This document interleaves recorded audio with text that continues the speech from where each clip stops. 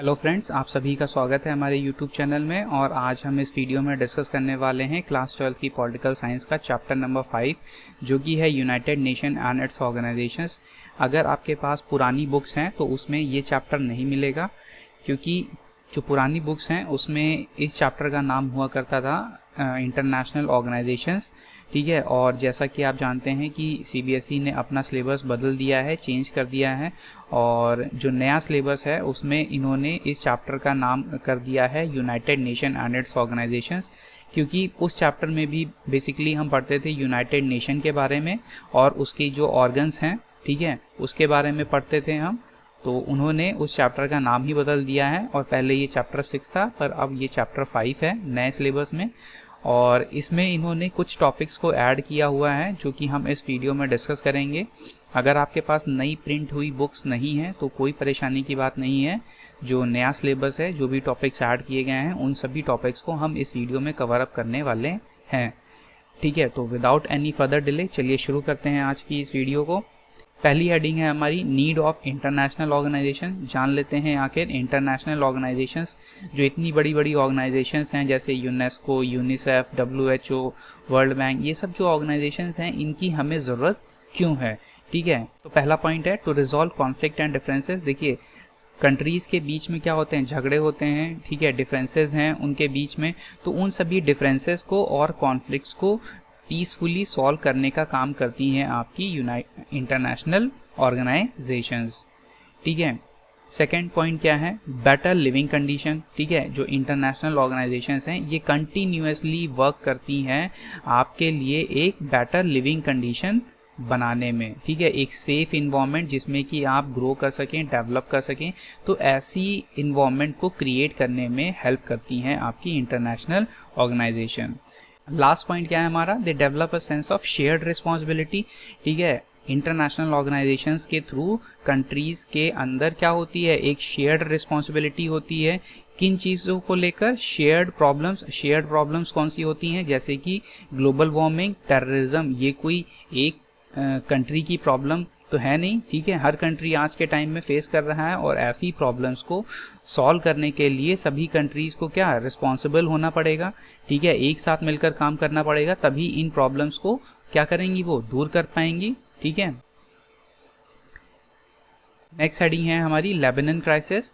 देखिए, Lebanon crisis के ज़्यादा डीप में जाने की ज़रूरत नहीं है, क्योंकि बेसिकली आपके में सिर्फ एक फिगर ही दिया हुआ है। ठीक है, आप बस थोड़ा सा इसके बारे में जान लीजिए। देखिए, लेबनान क्राइसिस क्या था, यहाँ पर इजराइल ने अटैक कर दिया था लेबनान के ऊपर। ठीक है, और इसमें काफ़ी लोगों की जानें चली गई थी। ठीक है, यहाँ पर जो सिविलियन एरिया था वहाँ पे बम्बार्डमेंट किया गया था, जिसमें कि काफ़ी सिविलियंस मारे गए थे और प्रॉपर्टीज़ का भी काफ़ी नुकसान हुआ था, काफ़ी शहर तबाह हो गए थे। तो अब ये हुआ कब था, देखिए 2006 में हुआ था। ठीक है, और 2006 में तब तो यूनाइटेड नेशन था।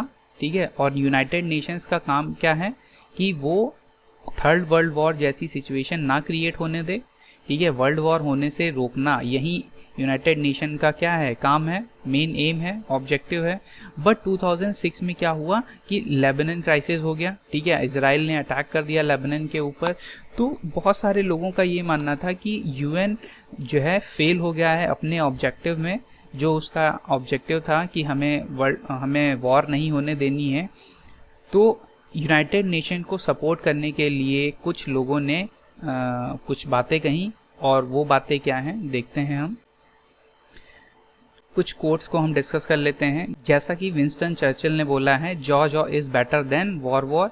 ठीक है, जॉ से जॉ लड़ाइए, यानी कि बातचीत करिए। ठीक है, जॉ से जॉ लड़ाना यहाँ पे मतलब है क्या, बातचीत करना, वो ज़्यादा बेटर है देन वॉर, क्या वॉर लड़ना। ठीक है, चलिए नेक्स्ट पॉइंट है हमारा, is it better to have one place where all countries in the world can get together, bore each other sometimes with their words rather than bore holes in each other on the battlefield. ठीक है, तो क्या ये अच्छी बात नहीं है कि इस दुनिया में एक ऐसी जगह हो जहाँ पर सभी कंट्रीज जो है क्या हो, इकट्ठा हो। ठीक है, और एक दूसरे को क्या करें, बोर कर दें अपने वर्ड से, यानी कि बातचीत कर कर ही एक दूसरे को क्या करें, बोर कर दें, ठीक है, वो ज़्यादा बेटर ऑप्शन होगा देन बोर होल्स, यानी कि उनमें छेद कर दें ऑन द बैटलफील्ड। छेद कैसे कर देंगे, गोली मारकर, ठीक है। तो उससे बेटर ऑप्शन यही है कि एक ऐसा प्लेटफॉर्म हो, ठीक है, जहां पर सभी कंट्रीज आकर पीसफुली एक दूसरे को अपनी बातों से ही बोर कर दें, वो ज़्यादा अच्छा ऑप्शन है, ठीक है। तो ये बोर होल्स वाली जो कहानी है, ठीक है, ये शशि थरूर ने बोला था। नेक्स्ट देख लेते हैं डैग ने क्या बोला है, ठीक है। United Nation was not created to take humanity to heaven but to save it from hell, ठीक है। इन्होंने क्या बोला था कि यूनाइटेड नेशन का जो क्रिएशन हुआ है उसे ह्यूमैनिटी को हेवन तक ले जाने के लिए नहीं हुआ है, यानी कि यहाँ पर हमें हेवन नहीं बनाना है कि हाँ यूनाइटेड नेशन बन गई है तो अब कोई प्रॉब्लम नहीं है, कोई वॉर नहीं होगी, कोई झगड़ा नहीं होगा और सब लोग हैप्पीली एवर आफ्टर रहेंगे। नहीं, इनका कहना था कि यूनाइटेड नेशन का क्रिएशन हुआ है कि हम इस दुनिया को हेल से बचा सकें, ठीक है, कि ये दुनिया कहीं नर्क जैसी ना बन जाए, इसलिए यूनाइटेड नेशन का क्रिएशन हुआ है, ना कि इसलिए कि ह्यूमैनिटी को हेवन तक ले जाने के लिए, ठीक है। स्वर्ग जैसा इस दुनिया को बनाने के लिए यूनाइटेड नेशन का क्रिएशन नहीं हुआ है, इसे हेल ना बने इसलिए हुआ है। चलिए नेक्स्ट हेडिंग है एवोल्यूशन ऑफ द यूएन। देख लेते हैं यूनाइटेड नेशन का इवोल्यूशन कैसे हुआ है। देखिए फर्स्ट वर्ल्ड वॉर खत्म हो गई थी 1919 में, ठीक है। तो जो फर्स्ट वर्ल्ड वॉर हुई थी उसमें काफ़ी लोगों की जानें चली गई थी, ठीक है, सिविलियंस भी मारे गए थे, सिटीज़ के ऊपर बॉम्ब्स गिराए गए थे, तो काफ़ी पैसे प्रॉपर्टी का भी नुकसान हुआ था। तो जो बड़े बड़े कंट्रीज़ थे, ठीक है, लीडर्स थे, उन्होंने सोचा कि अब फर्स्ट वर्ल्ड वॉर में इतना नुकसान हुआ है, ठीक है, इतनी जानें चली गई हैं, अगर सेकेंड वर्ल्ड वॉर होती है तो वो इससे भी ज़्यादा डिवास्टेटिंग होगी। तो फर्स्ट टाइम अब पूरी दुनिया को ये लग रहा था कि हमें एक ऐसी इंटरनेशनल ऑर्गेनाइजेशन की ज़रूरत है जो फर्स्ट वर्ल्ड वॉर के बाद अब सेकेंड वर्ल्ड वॉर ना होने दे, ठीक है। तो सेकेंड वर्ल्ड वॉर ना हो इसलिए अब बनाई गई क्या, एक लीग ऑफ नेशन, ठीक है। लीग ऑफ नेशन का फॉर्मेशन हुआ ताकि जो है सेकेंड वर्ल्ड वॉर ना हो, ठीक है। इसका फंक्शन क्या था, क्या काम करती थी, to resolve the conflict peacefully and avoid war, ठीक है। इसका काम क्या था कि जो भी कॉन्फ्लिक्ट्स हैं, झगड़े हैं देशों के बीच में, उसे क्या पीसफुली सॉल्व करना है ताकि वो वॉर में ना तब्दील हो, ठीक है, वॉर तक सिचुएशन ना पहुंचे।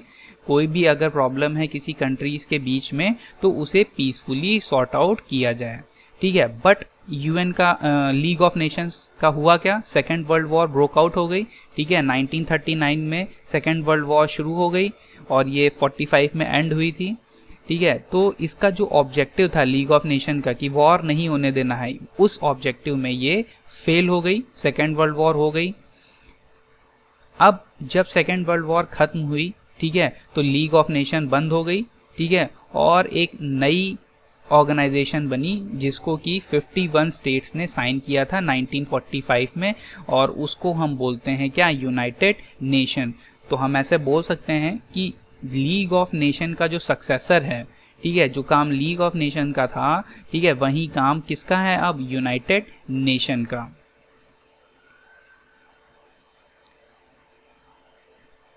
नेक्स्ट हेडिंग चलिए देखते हैं ऑब्जेक्टिव्स क्या हैं यूनाइटेड नेशन के। तो पहला क्या है, देखिए, it tries to achieve what League of Nation could not, ठीक है। तो वहीं अचीव करने की कोशिश करेगा यूनाइटेड नेशन भी, जो वो अचीव नहीं कर पाई कि भाई सेकेंड वर्ल्ड वॉर हो गई थी इसलिए वो अपने ऑब्जेक्टिव में फेल हो गई थी। अब यूएन का ऑब्जेक्टिव क्या है, थर्ड वर्ल्ड वॉर हमें नहीं होने देनी है। क्यों, क्योंकि आज के टाइम में अगर थर्ड वर्ल्ड वॉर होती है तो it will be total chaos, ठीक है, कोई भी जो है उससे अछूता नहीं रहेगा। सेकेंड क्या है, to prevent international conflict and to facilitate cooperation among states, ठीक है। किसी भी तरीके का जो है अगर कॉन्फ्लिक्ट है, झगड़ा है किसी भी देश के बीच में, तो उसे हमें रोकना है, ठीक है, पीसफुली सॉर्ट आउट करना है। और जो भी मेंबर स्टेट्स हैं, जो भी कंट्रीज़ हैं, उनके बीच में क्या, कॉपरेशंस को हमें बढ़ावा देना है ताकि एक दूसरे के साथ कंट्रीज़ क्या कोऑपरेटिवली काम करें, ठीक है, ग्रोथ और डेवलपमेंट की ओर। अब मान लीजिए कि नेक्स्ट पॉइंट में देखिए, मान लीजिए कि वॉर ब्रोक आउट हो जाती है, तो यूएन का ऐसे केस में रोल क्या हो जाएगा, to limit the effects of war. ठीक है, कि भाई देखिए जैसे कि लेबनान क्राइसिस 2006 में हो गया था, तो अब यहाँ पे यूएन की रिस्पॉन्सिबिलिटी क्या है कि जो उससे होने वाली क्षति है, ठीक है, जो नुकसान है उसको लिमिट करे। तो ये भी एक यूएन का ऑब्जेक्टिव है।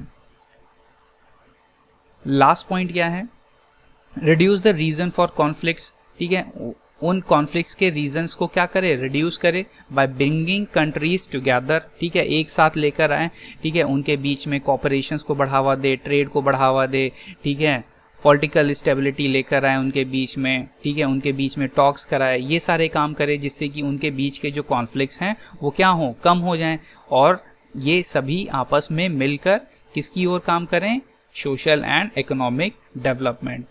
ठीक है, तो इस चीज, तो ये भी ऑब्जेक्टिव है क्या, यूनाइटेड नेशन का, कि हर कंट्रीज का ऑल ओवर द वर्ल्ड जितने भी नेशंस हैं उनके बीच में सोशल एंड इकोनॉमिक डेवलप को प्रमोट करें।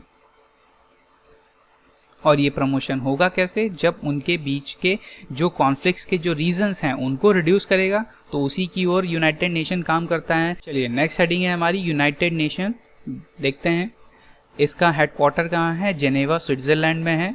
ठीक है, मैंने आपको बताया इसको successor of league of nation भी कहते हैं, और 1945 में ये बना था। ठीक है, क्योंकि 1945 में सेकेंड वर्ल्ड वॉर एंड हो गई थी, हिरोशिमा और नागासाकी पे जो है बॉम्ब गिरा दिया था यूएस ने। ठीक है, जापान की 2 सिटीज़ हैं तो उन पे बॉम्ब गिरा दिया था, 1945 में एंड हो गई थी। तो उसके बाद ही फॉर्मेशन हुआ था आपके यूनाइटेड नेशन का। करेंटली अगर हम प्रेजेंटली हम बात करें तो इसके 193 मेंबर स्टेट्स हैं, और लेटेस्ट जो इंडक्टी है यूनाइटेड नेशन के अंदर, ठीक है, लेटेस्ट जो मेंबर बना है यूनाइटेड नेशन का वो है साउथ सूडान।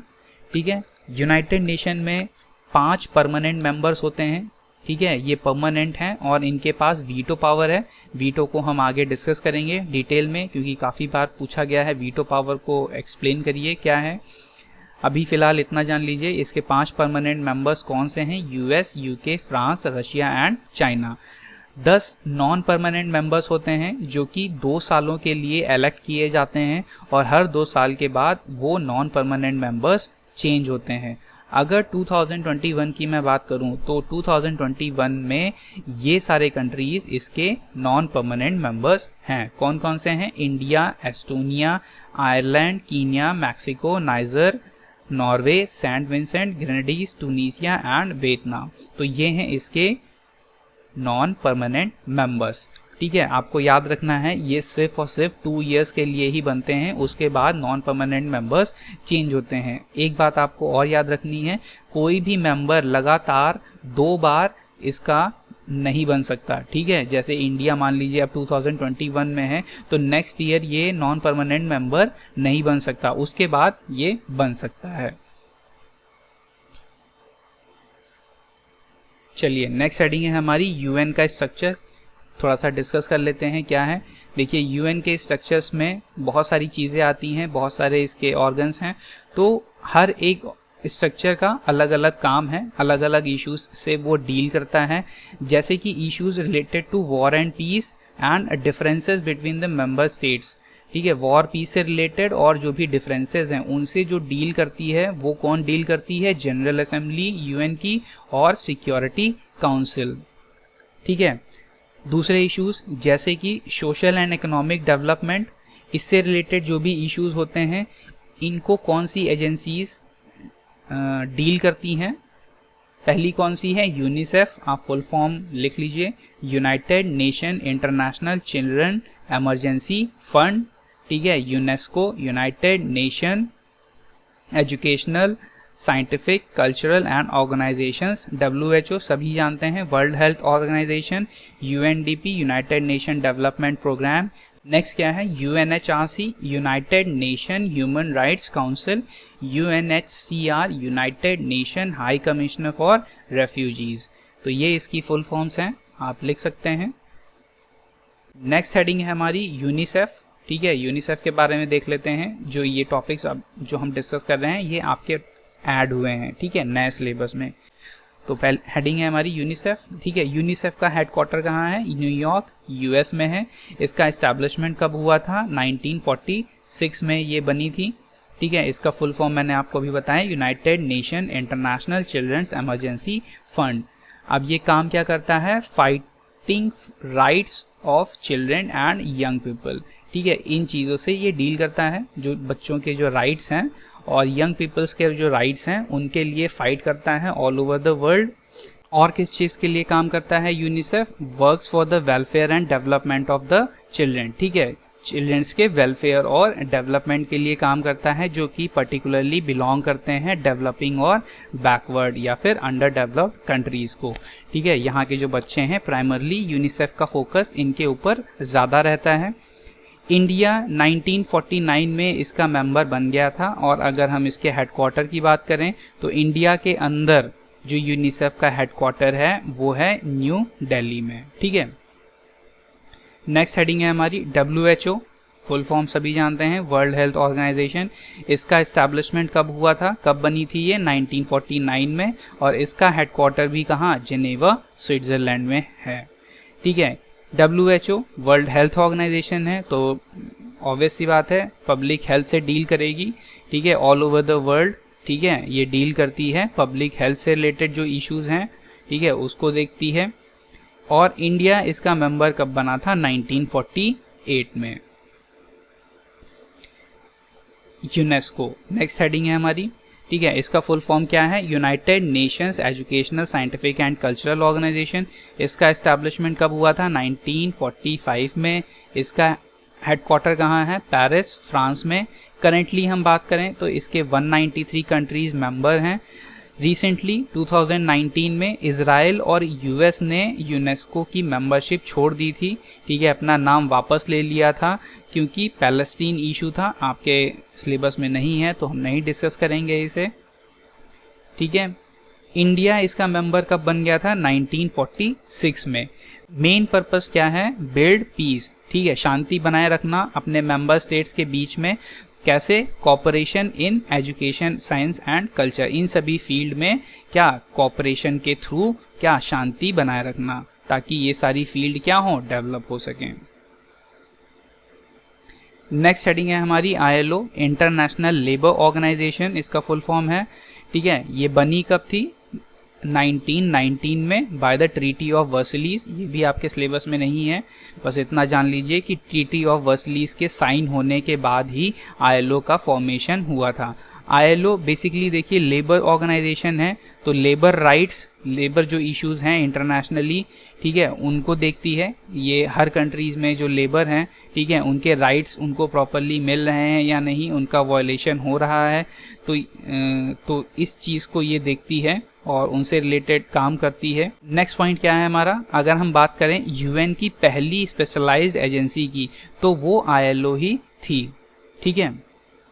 हेडक्वार्टर कहाँ है? इसका भी हेडक्वार्टर कहाँ है? स्विट्जरलैंड, जेनेवा में, ठीक है। इंडिया एक फाउंडिंग मेंबर था ILO का, और ILO की जो गवर्निंग बॉडी है उसका परमानेंट मेंबर इंडिया बन गया था 1922 में। इस वीडियो में फ़िलहाल फ्रेंड्स इतना ही। हमने काफ़ी टॉपिक्स डिस्कस किए हैं। इस चैप्टर को हम 2 वीडियो में कवर अप करेंगे, क्योंकि एक वीडियो काफ़ी लेंदी हो जाएगी, इसीलिए हम इस चैप्टर को 2 वीडियोज़ में कवर अप करेंगे।